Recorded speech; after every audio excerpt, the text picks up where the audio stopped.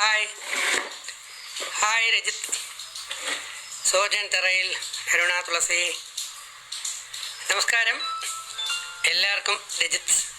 Doctor Rajith കുമാറിൻ്റെ നമസ്കാരം, രജിത്തേട്ടൻ്റെ നമസ്കാരം, രജിത്തിൻ്റെ നമസ്കാരം, അരുണ തുളസി, തെരേസ തോമസ്, സ്നേഹ ഷിൻസ്. ഞാൻ ഇതിന് സിം ഊരാനായിട്ട് വിട്ടു. എന്ന് വെച്ചാൽ എൻ്റെ കോളിൻ്റെ സിമ്മ് ഊരിയില്ലെങ്കിൽ ഇപ്പം കോൾ കണ്ടിന്യൂസ് വരും. ഒരു മണിക്കൂറിൽ 100 കണക്കിന് കോളാണ്. അപ്പം നിങ്ങളോട് സംസാരിക്കുമ്പോഴത്തേക്ക് അത് ബ്ലോക്കായി, ഈ കോൾ വന്നിട്ട് അത് മിസ്സായി പോവും. ആ ഡ്രസ്സിന് ഗെറ്റപ്പിന് കൺഗ്രാജുലേഷൻ അല്ലേ? ഓ താങ്ക് യു. ഇത് ഞാൻ ഇടുന്നതല്ല, എന്നെ ചിലർ റെക്കമെൻഡ് ചെയ്യിപ്പിക്കുന്നതാണ്. കൂടുതൽ സ്റ്റൈലിഷ് ആവാൻ എനിക്ക് വലിയ താല്പര്യം പലപ്പോഴും ഉണ്ടാവാറില്ല. ആഗ്രഹങ്ങളൊക്കെ ഉണ്ട്, എന്നാലും ഞാനങ്ങ് മടിച്ചു പോവും. പലപ്പോഴൊക്കെ നോക്കാം, അങ്ങനെ ഒന്ന് ഇട്ടു എന്നുള്ളതേ ഉള്ളൂ. Thank you Shanas, Jithu Varkees, Ananthan, Nasiri Nasi, Geethu, Harikumar, Thraisa, love you മോളെ, love you. Then Shahana, Muhammad Razi, thank you. Shobha hello, Amaldev, Aranya Murugan sir, love you so much, love you. അപ്പോൾ നമുക്ക് ഇന്നത്തെ സംഭവം തുടങ്ങാം. ആദ്യമേ ഒരു കാര്യം കൂടെ പറഞ്ഞുകൊണ്ട് തന്നെ തുടങ്ങാം. ഇടയ്ക്കത് ഞാൻ ഒന്ന് ഓർമ്മിപ്പിക്കണേ ഞാൻ പറയാൻ പോകുന്നു. പ്രധാനമായിട്ട് ഇന്ന് ലൈവിൽ വന്നത് 2 കാരണങ്ങൾ കൊണ്ടാണ്. ഒന്ന്, അത് എൻ്റെ ഫേസ്ബുക്ക് പേജിൽ തന്നെ വന്നത് 2 കാരണങ്ങൾ കൊണ്ടാണ്. ഒന്ന്, താങ്ക് യു, ഡ്രസ്സ് സൂപ്പറാണ്, താങ്ക് യു. ഇനി നമുക്ക് ഡ്രസ്സിനെ കുറിച്ച് അങ്ങ് വിടാം, നമുക്ക് വിഷയത്തിലേക്ക് കിടക്കാം. എൻ്റെ ഫേസ്ബുക്ക് പേജിന് അല്ലെങ്കിൽ എൻ്റേതായിട്ടുള്ള മെയിൻ പേജിന് അല്ലെങ്കിൽ പ്രൊഫൈലിനൊക്കെ കുറേ ഫേക്കുകളുണ്ട്. അപ്പോൾ ഈ ഫേക്ക് തിരിച്ചറിയണമെങ്കിൽ ഇടയ്ക്കിടയ്ക്ക് ഇതിൽ വന്നേ പറ്റുള്ളൂ എന്നുള്ളത് ദൈവം എനിക്ക് ബോധ്യപ്പെടുത്തി തന്നു. ഇപ്പോൾ കുറേ നേരത്തെ ഒരു ഫേക്കൊക്കെ പെട്ടെന്ന് അത് റിപ്പോർട്ട് അടിച്ച് പോയിട്ടുണ്ട്. എന്നാലും ചിലപ്പോൾ ചിലർ ഫേക്കുകളൊക്കെ ഇടും. അത് അവർ പക്ഷേ അവരുടെ തമാശയ്ക്കായിരിക്കാം, അല്ലെങ്കിൽ അവർക്കൊരു ഇൻട്രസ്റ്റ് ആയിരിക്കാം, എന്തെങ്കിലുമൊക്കെ ആയിരിക്കാം. പക്ഷെ അത് നമുക്ക് ആർക്കെങ്കിലുമൊക്കെ എൻ്റെ പേരിലൂടെ അസ്വസ്ഥ ഉണ്ടായാൽ അത് എനിക്കൊരു വിഷമം ഉണ്ടാവും. അപ്പോൾ അതുണ്ടാവാതിരിക്കാൻ വേണ്ടിയാണ് കഴിവതും ഫേക്കുകൾ ഉണ്ടാക്കരുത് എന്ന് പറയുന്നത്. അപ്പോൾ ആരുടെയും ഫേക്കുകൾ ഉണ്ടാക്കുന്നത് നല്ലൊരു ശീലമല്ല. അപ്പോൾ എൻ്റെ ഒറിജിനൽ ഫേസ്ബുക്ക് പേജ് അല്ലെ FB പേജ് എന്ന് പറയുന്നത് എന്നെ ഒത്തിരി സഹായിക്കുന്ന, നിങ്ങൾ ആദ്യമേ തന്നെ ഞാൻ പറയാം, പലപ്പോഴും ഞാൻ ബിഗ് ബോസിലും പറഞ്ഞിട്ടുണ്ട്, പുറത്ത് വന്നോന്ന് എനിക്കറിയില്ല. എന്നെ കഴിഞ്ഞ 3 വർഷം കൊണ്ട് എന്നെ സഹായിക്കുന്നത് ലോക മലയാളികളിൽ 1ാം സ്ഥാനത്തിരിക്കുന്ന പത്മശ്രീ ഡോക്ടർ MA യൂസഫ് അലി എന്ന് പറയുന്ന സാറാണ്. അദ്ദേഹം, ഞാൻ എൻട്രൻസ് ക്ലാസ് എടുക്കുമ്പോൾ എല്ലാ വർഷങ്ങളും ഒക്കെ എൻ്റെ അമ്മയ്ക്ക് റംസാന് ഗിഫ്റ്റ് കൊടുത്തു വിടും. പക്ഷേ അത് ഞങ്ങൾ ക്ലാസ് റൂമിൻ്റെ റെൻ്റാക്കിയാണ് ചിലവാക്കിക്കൊണ്ടിരുന്നത്. അങ്ങനെ അദ്ദേഹം എന്നെ കഴിഞ്ഞ 3 വർഷം കൊണ്ട് സഹായിച്ചുകൊണ്ടിരുന്നു.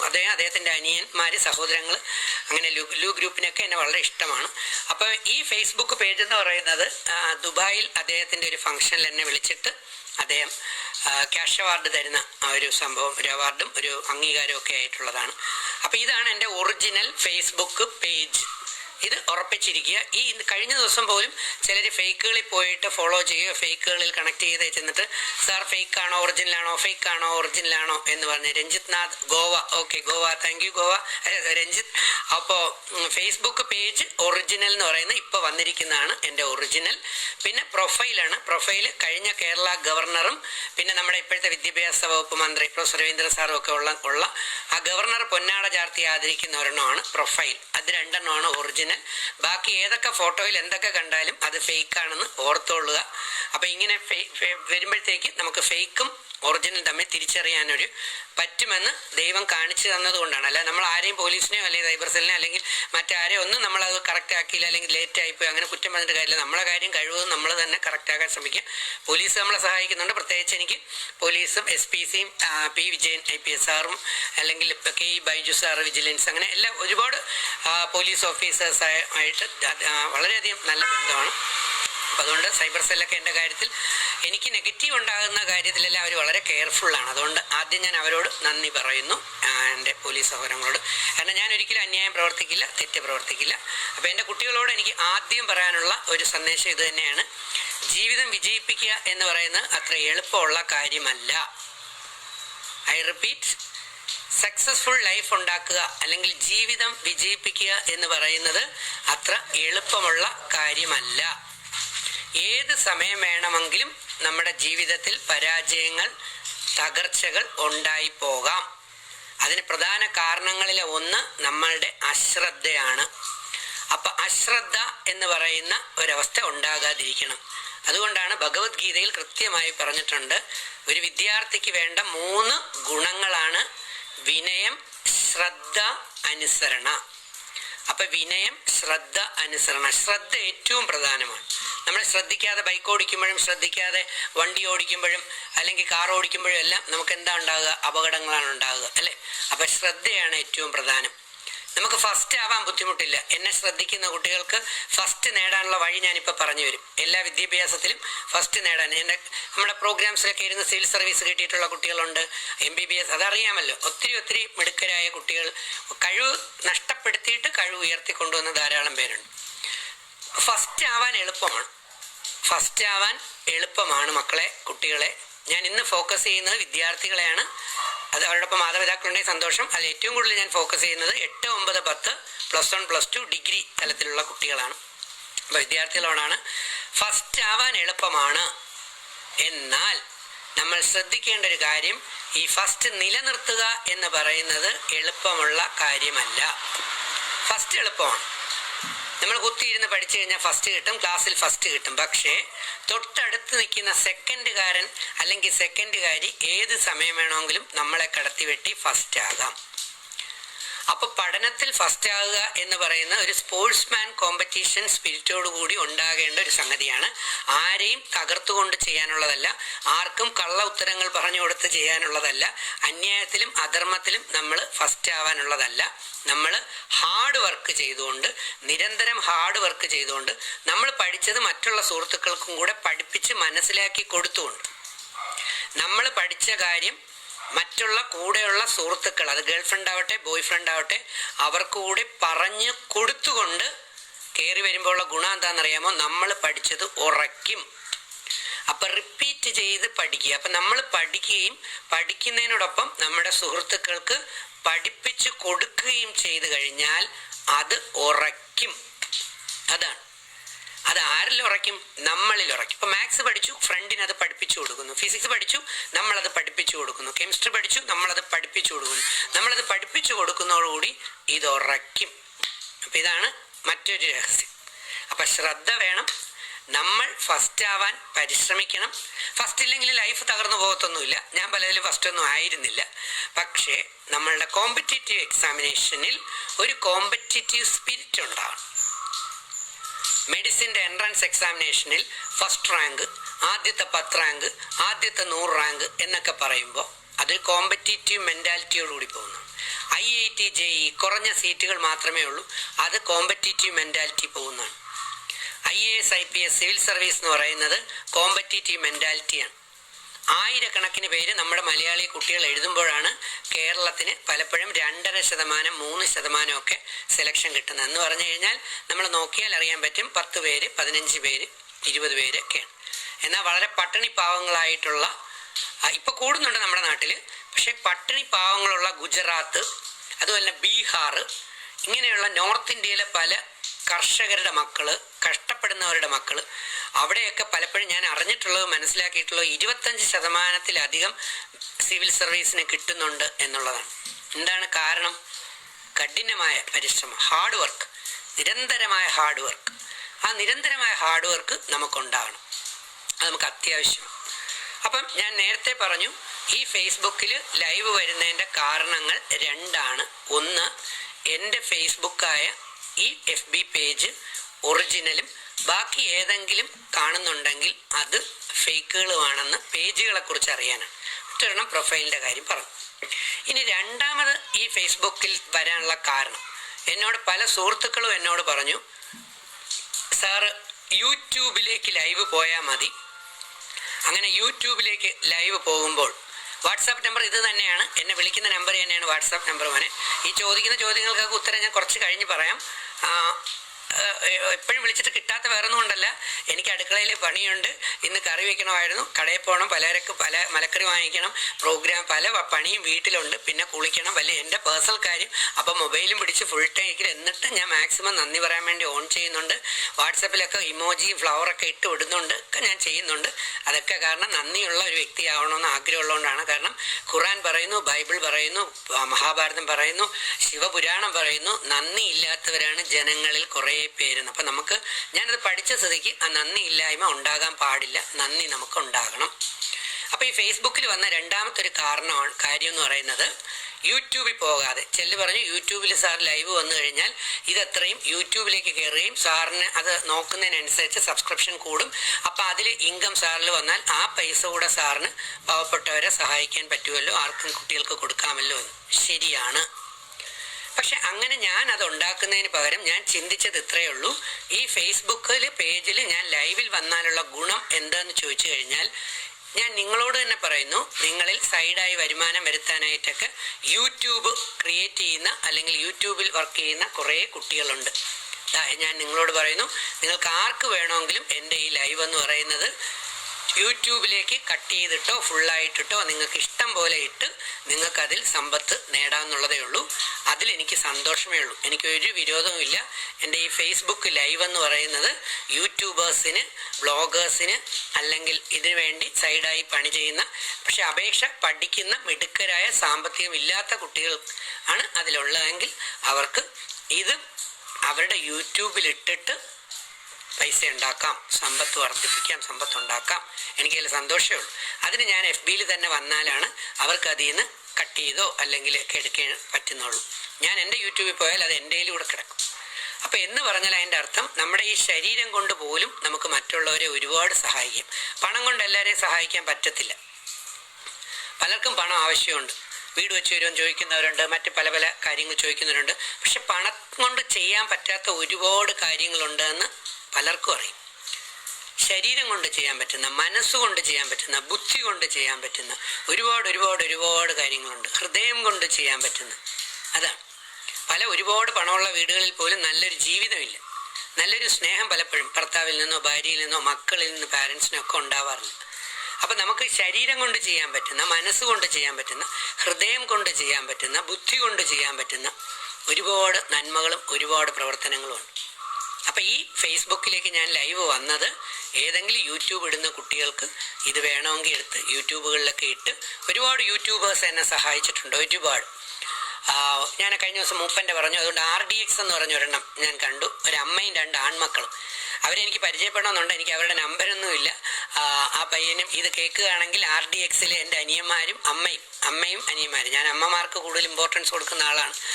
അപ്പോൾ അവർ എന്നെ കോണ്ടാക്ട് ചെയ്യുകയാണെങ്കിൽ വളരെ സന്തോഷമുണ്ട്. എനിക്ക് അവരുടെ നമ്പർ ഇല്ല. ആരെങ്കിലും അവരുടെ നമ്പർ എത്തിച്ചാൽ അത്രയും നല്ലതാണ്. അപ്പോൾ ആർക്ക് വേണമെങ്കിലും ഇത് യൂട്യൂബിൽ ഇട്ടിട്ട് അവർക്ക് സമ്പത്തുണ്ടാക്കാം. ഇത് 2 കാരണങ്ങൾ കൊണ്ടാണ് ഞാൻ ഫേസ്ബുക്കിൽ തന്നെ ലൈവ് വന്ന്. ചിലപ്പോൾ കുറച്ച് കഴിയുമ്പോൾ യൂട്യൂബിലേക്ക് ലൈവ് വരാൻ ടൈം കിട്ടുകയാണെങ്കിൽ ഞാൻ അതിലേക്ക് പോകും. പിന്നെ ചില പാഠങ്ങൾ എടുക്കണമെന്നുണ്ട്. സ്കൂളിൻ്റെയും +1 +2ൻ്റെയൊക്കെ ബയോളജിയുടെ കുറേ ഡൗട്ടുകൾ ക്ലിയർ ആക്കണമെന്ന് ആഗ്രഹമുണ്ട്. പിന്നെ വേദങ്ങളെക്കുറിച്ചൊക്കെ പറയണം എന്നുണ്ട്. അങ്ങനെ കുറേ കാര്യങ്ങൾ സമ്മതിക്കണമെന്നുണ്ട്. പക്ഷെ ഇപ്പം മെയിനായിട്ട് വന്നത് ഒരു പ്രധാന കാര്യത്തിന് വേണ്ടിയാണ്. ഫേസ്ബുക്കിൽ വന്നതിൻ്റെ കാരണം ഞാൻ പറഞ്ഞു 2 എണ്ണം. പക്ഷെ ഇപ്പോൾ വന്നതിൻ്റെ പ്രധാന കാരണം എന്ന് പറയുന്നത് നമ്മൾ എല്ലാവരും മനസ്സിലാക്കേണ്ട ഒരു വാക്കുണ്ട്. അതിന് മുമ്പ് ഞാൻ കുറച്ചുപേരുടെ പേരെന്ന് പറയട്ടെ. Saina Haris, your great, thank you. Binu Saju, then Radhakrishnan, സാറിന് ആരോഗ്യം ഉണ്ടാവട്ടെ, താങ്കൾക്കും ഉണ്ടാവട്ടെ. ഭാമ, ദെൻ ആൻഡോ റഡ്സ്, ലവ് യു, 80% മാർക്കുണ്ട്.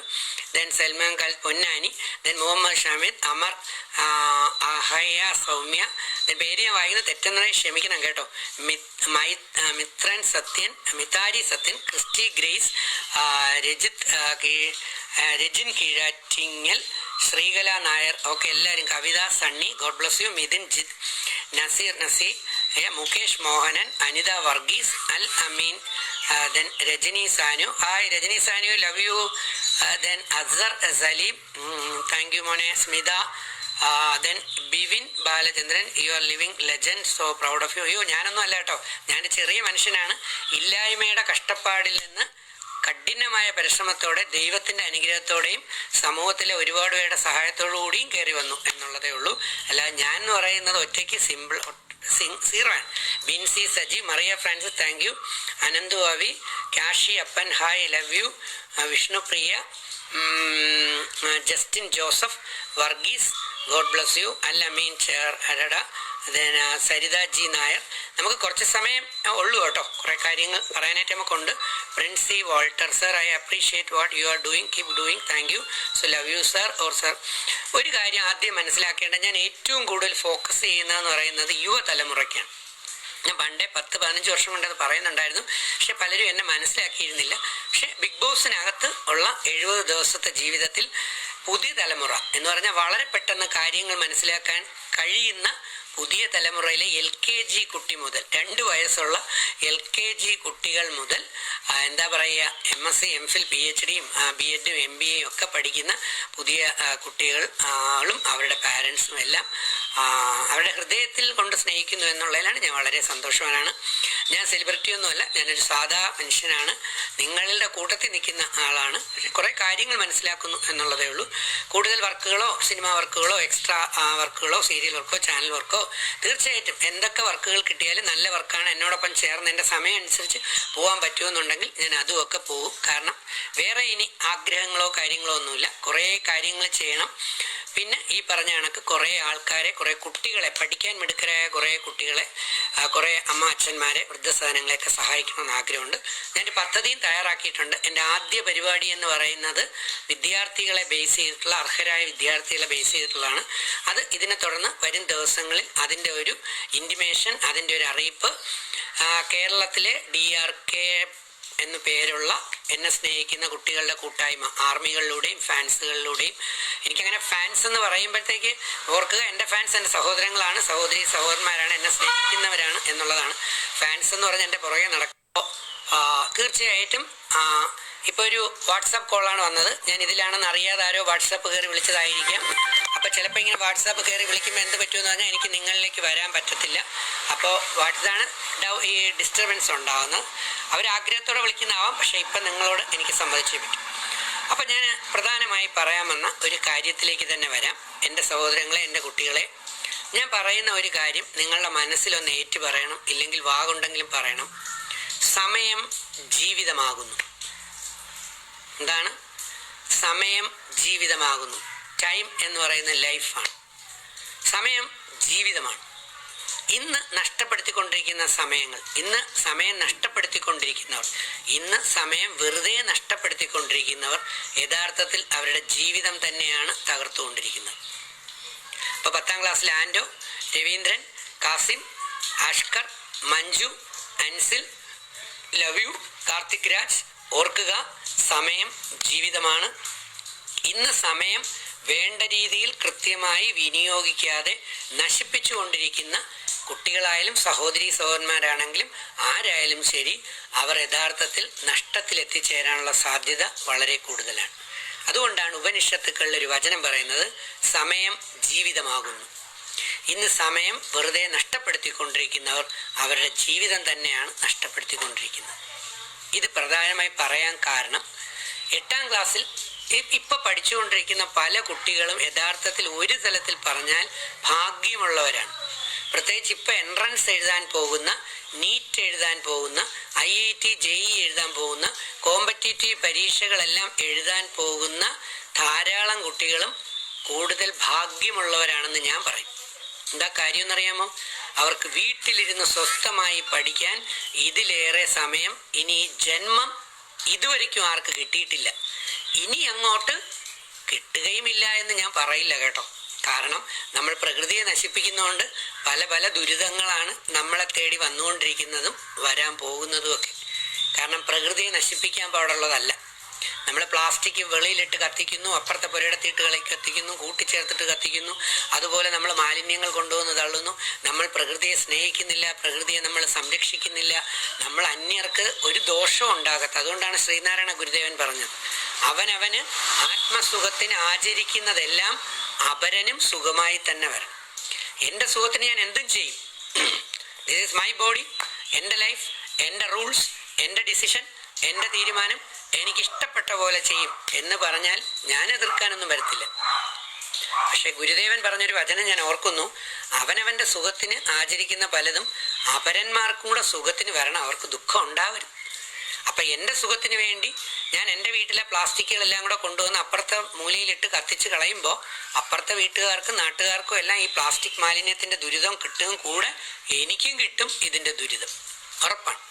അദൃശ്യനായ ആ പവർ, ആ ശക്തി പണി തരുമെന്നുള്ള കാര്യത്തിന് എനിക്ക് സംശയമൊന്നുമില്ല. പണി ഏതൊക്കെ രൂപത്തിൽ വരുമെന്നുള്ളത് തിരിച്ചറിവുള്ളവർക്ക് ബോധ്യപ്പെടും.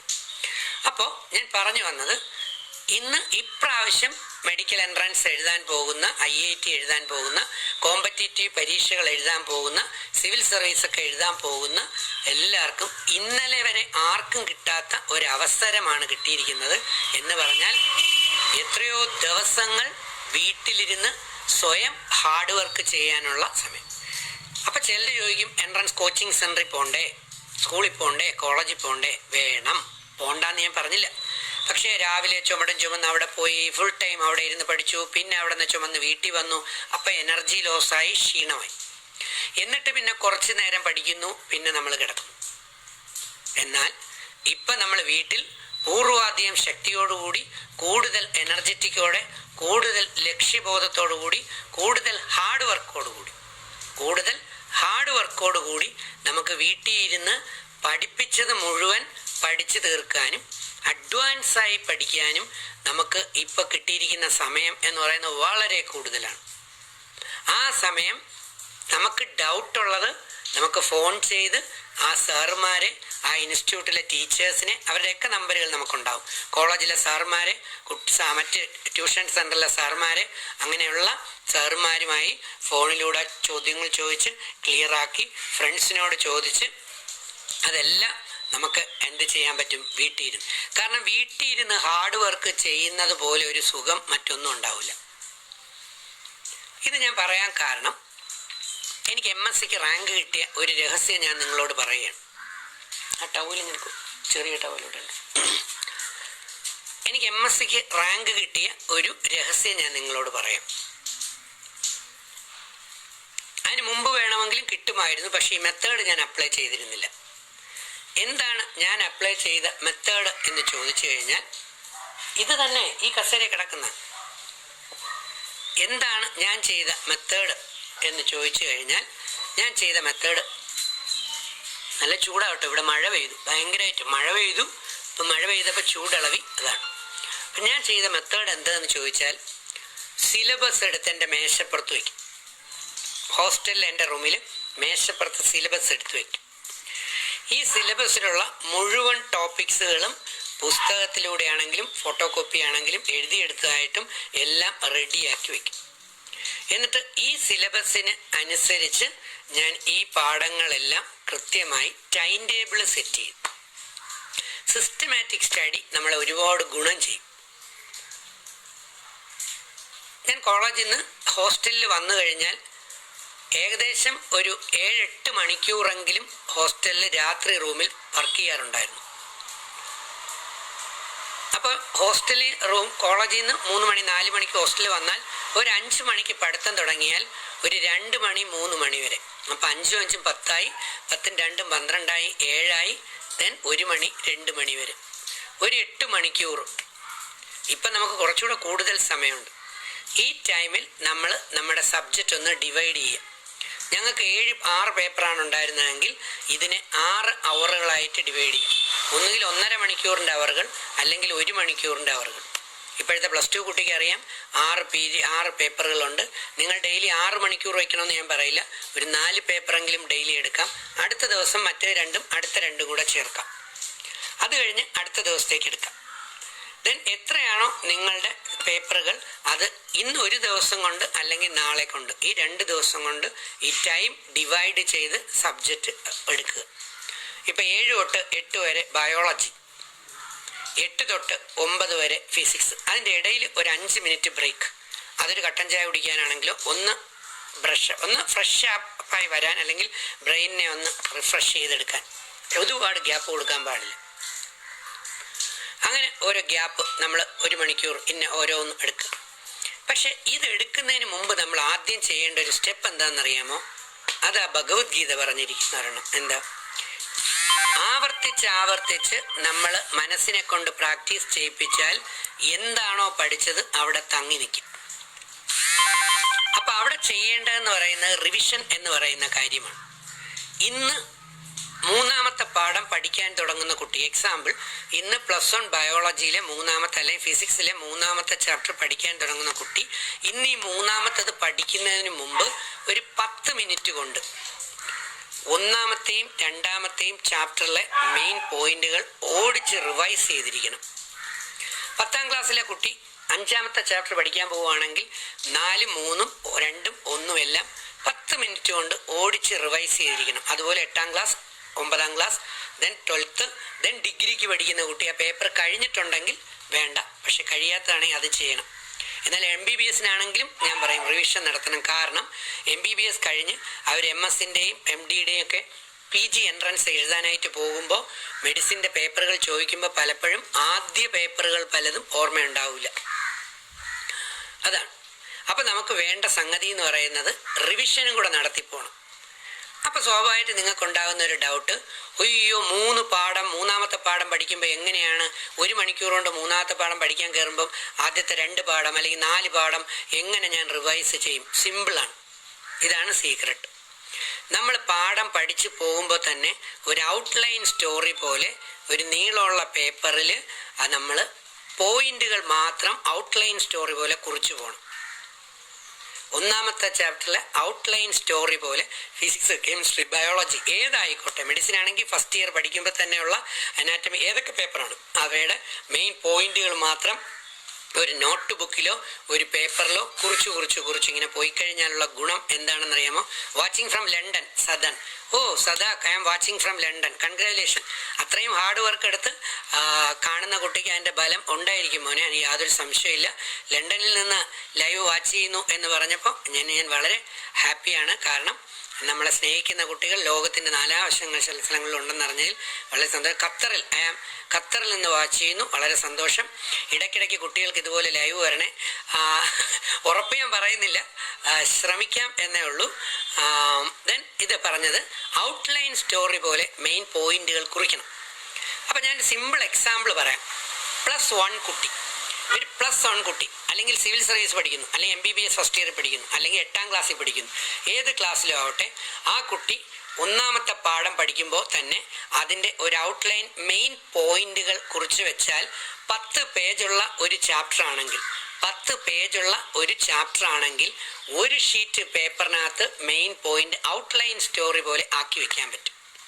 അപ്പം ഇന്ന് ഞാൻ റിവിഷൻ നടത്തുമ്പോൾ ഒന്നാമത്തെ പാഠം പഠിച്ചു കഴിഞ്ഞാൽ എൻ്റെ കയ്യിൽ പിന്നെ ഉള്ളത് ഔട്ട്ലൈൻ സ്റ്റോറി പോലെയുള്ള മെയിൻ പോയിന്റാണ്. നാളെ ഞാൻ 2ാമത്തെ പാഠം എടുക്കുമ്പോൾ ഞാൻ കൃത്യമായിട്ട് എന്ത് ചെയ്യും? കോളുകളാണ്. 2ാമത്തെ പാഠം തുറന്ന് പഠിക്കുന്നതിന് മുമ്പ് മിന്നൽ പോലെ ഒന്നാമത്തെ പാഠത്തിൻ്റെ ഔട്ട്ലൈൻ സ്റ്റോറി പോലെയുള്ള മെയിൻ പോയിന്റ് ഞാൻ ഇങ്ങോട്ട് എടുത്തു വെച്ചിട്ട് ടബേന്ന് പറഞ്ഞ് അതൊന്ന് റിവൈസ് ചെയ്ത് ഇങ്ങനെ വരുമ്പോൾ അതിൽ ഏതെങ്കിലും വാക്ക് ഡൗട്ട് ഉണ്ടെങ്കിൽ മാത്രം അതൊന്ന് റെഫർ ചെയ്യുന്നു. അപ്പം അത് ക്ലിയറായി. എന്നിട്ട് അത് കഴിയുന്നു, 2ാമത്തെ പാഠം പഠിക്കാൻ തുടങ്ങുന്നു. 2ാമത്തെ പാഠം പഠിക്കുന്നതിനോടൊപ്പം 2ാമത്തേൻ്റെ ഔട്ട്ലൈൻ സ്റ്റോറി പോലെ മെയിൻ പോയിന്റ് എഴുതി വെച്ചാൽ എൻ്റെ കയ്യിൽ 2ാമത്തെ ഷീറ്റ് പേപ്പറിൽ 2ാമത്തെ ചാപ്റ്റർ 10 പേജുള്ള 15 പേജുള്ള ചാപ്റ്ററിൻ്റെ മെയിൻ പോയിന്റുകൾ 2ാമത്തെ ഷീറ്റ് പേപ്പറിൽ ഉണ്ടായിരിക്കും. ദെൻ 3ാമത്തെ പാഠം ഞാൻ മറ്റന്നാൾ തുടങ്ങുമ്പോൾ ആ 3ാമത്തെ പാഠം തുടങ്ങുന്നതിന് മുമ്പ് എനിക്ക് 10 മിനിറ്റ്സ് മതി ഒന്നാമത്തത്. കാരണം ഒന്നാമത്തെ ഞാൻ ഓൾറെഡി 2 വട്ടം ആയിരിക്കുകയാണ്. ഒന്നാമത്തെ ചാപ്റ്റർ 3ാമത്തെ പ്രാവശ്യം മിന്നൽ പോലെ എനിക്കിതെല്ലാം അറിയാമെന്ന് കറങ്ങി വരികയും 2ാമത്തെ ചാപ്റ്ററിൻ്റെ സ്പീഡിൽ വരും. അതിലേതെങ്കിലും അറിഞ്ഞൂടാ എന്നുണ്ടെങ്കിൽ വാച്ചിങ് ഫ്രം ഉഗാണ്ട, ഇത് സത്യമാണോ ഉഗാണ്ടയെന്നൊക്കെ വാച്ച് ചെയ്യുന്നു എന്ന് പറയുന്നത്? ഓക്കെ, എന്തായാലും സന്തോഷം. ഉഗാണ്ടയിൽ നിന്ന് വാച്ച് ചെയ്യുമോ? ഞാൻ ലണ്ടനിൽ നിന്ന് വാച്ച് ചെയ്യുമെന്ന് പറഞ്ഞപ്പോഴത്തേക്ക് ആരോ ചിലപ്പം ഇട്ടതായിരിക്കും. ഉഗാണ്ടയെന്ന് വാച്ച് ചെയ്യുന്നെങ്കിൽ സന്തോഷം, ഇല്ല എങ്കിൽ എനിക്കിട്ട് താങ്ങിയതായിരിക്കും. സാരമില്ല. കാരണം എന്നെ അറിയാമെന്നുള്ളവർക്കറിയാം എൻ്റെ കൂടെ അദൃശ്യനായ ഒരാളും കൂടെ നിപ്പുണ്ട്. ഞാനിത് പഠിപ്പിക്കുമ്പോഴും ഇത് പറയുമ്പോഴും എൻ്റെ കൂടെ അദൃശ്യനായ ദൈവിക ശക്തി എന്ന് പറയുന്ന പ്രപഞ്ച സൃഷ്ടാവ് കൂടെയുണ്ട് കേട്ടോ. അതുകൊണ്ട് കൃത്യമായി ചില കാര്യങ്ങൾ മനസ്സിലാകും. ചിലപ്പോൾ ശരിയാവാം, മിക്കവാറും എൻ്റെ ഇൻഡ്യൂഷൻസ് ശരിയാവാറുണ്ട്. നന്നായി. കാരണം ഉഗാണ്ടയിൽ നിന്ന് വരെ എന്നെ ആരും വിളിച്ചില്ല. ബാക്കി ഒരു 100-120 രാജ്യങ്ങൾ അല്ലെങ്കിൽ കുറേ ധാരാളം രാജ്യങ്ങൾ വിളിച്ചു എന്ന് വേണമെങ്കിൽ പറയാം. എന്തായാലും sir, I am watching from Brazil. Rishad Kondotty എന്ന് വാച്ച് ചെയ്യുന്നവൻ ബ്രസീലിലാണെങ്കിൽ എനിക്ക് വളരെ സന്തോഷമുണ്ട് മോനെ. പക്ഷെ നീ ഒരു സത്യവിശ്വാസിയാണെങ്കിൽ റഷീദ് എന്ന പേര് കിട്ടിയപ്പോൾ സത്യവിശ്വാസി ഒരിക്കലും കള്ളം പറയാൻ പാടില്ല എന്ന് ഞാൻ വിശ്വസിക്കുന്നു കേട്ടോ. തമാശയാണെങ്കിൽ പോട്ടെ, നോ പ്രോബ്ലം. കാരണം കൂടെ പറയാൻ അദൃശ്യനായ ശക്തി എൻ്റെ കൂടെ നിൽപ്പുള്ളതുകൊണ്ട് എനിക്കൊരു മടിയില്ല, എനിക്കൊരു ബുദ്ധിമുട്ടുമില്ല അത് പറയാൻ. ഓക്കെ സർ, പ്ലീസ് ഒരു ഹായ് പറയൂ. ഓക്കെ ഹായ് മോനെ. ഹായൊക്കെ പറഞ്ഞുകൊണ്ടിരുന്നാൽ പഠിക്കുന്ന മെത്തേഡ് പറയാനുള്ള വഴി വിട്ടുപോകും. അപ്പോൾ നമുക്ക് സ്ഥലമൊന്നും ഇനി ഞാൻ പറയുന്നില്ല. കാരണം ചിലർക്ക് ഇങ്ങനെ തമാശ ഇടാനായി തോന്നും. കാരണം ഇത് പഠിക്കുന്ന കുട്ടികൾക്ക് കൂടുതൽ പഠിക്കാനുള്ളൊരു അവസരത്തിന് വേണ്ടിയുള്ളൊരു ഷോയാണ്, അല്ലെങ്കിൽ ഒരു ലൈവാണ്. തമാശ പറഞ്ഞ് കളിക്കാനോ ഹായ് പറഞ്ഞ് കളിക്കാനോ വേണ്ടിയുള്ള അല്ല എന്ന് എൻ്റെ കുട്ടികൾ മനസ്സിലാക്കുക. കാരണം ഇനിയുള്ള ദിവസങ്ങൾ കുറച്ച് ദിവസമേ ഉള്ളൂ. നിങ്ങൾ ഇന്ന് പത്രത്തിൽ വായിച്ചിട്ടുണ്ടാകും മെയ് ലാസ്റ്റിൽ എൻട്രൻസ് നീറ്റ് വരുന്നു എന്ന്. അപ്പോൾ നീറ്റുകൾ കറക്റ്റായിട്ട് വരും, നീറ്റുകൾ നീറ്റായിട്ട് വരും. IIT JEE ഒക്കെ നീറ്റായിട്ട് വരും. സിവിൽ സർവീസ് പരീക്ഷകൾ ഇനിയിപ്പോൾ നീറ്റായിട്ട് വരും. ഇപ്പം അസുഖമൊക്കെ മാറും. അസുഖമൊക്കെ ഇപ്പോൾ വരും ദിവസങ്ങളിൽ അസുഖമൊക്കെ മാറി എല്ലാം ഒക്കെ ആകുമ്പോൾ പരീക്ഷയുടെ ഒരു ഘോഷയാത്ര വരും. അപ്പോൾ സമയങ്ങൾ നഷ്ടപ്പെടുത്തിയ ഒരുപാട് പേർക്ക് പിന്നെ കുറ്റബോധം ഉണ്ടാവും. അതുകൊണ്ട് സമയം നഷ്ടപ്പെടുത്താതിരിക്കാനുള്ള ഒരു വിദ്യയാണ് ഇന്നത്തെ ഈ ഷോയിലൂടെ ഞാൻ ഉദ്ദേശിച്ചത്. അപ്പം ഞാൻ പറഞ്ഞത് മൂന്നാമത്തെ ചാപ്റ്ററിൻ്റെ കീ പോയിന്റുകൾ, മെയിൻ പോയിന്റുകൾ ഈ സമയം എഴുതി വെക്കാം. ഇന്ന് ഫുൾ ടൈം നിങ്ങൾ വീട്ടിലാണ്.